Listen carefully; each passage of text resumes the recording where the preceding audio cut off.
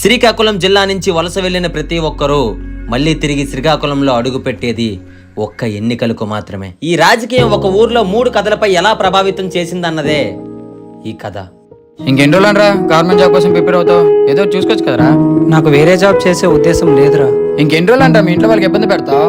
వాళ్ళు అలా ఫీల్ అవ్వట్లేదురా. వాళ్ళు చెప్పర్రా, నువ్వే తెలుసుకోవాలి.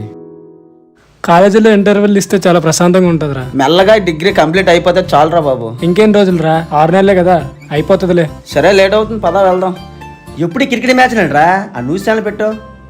సరే అన్న, మా తాతల కాలం నుంచి ఇతనికే మేము మద్దతు పలుకుతాం.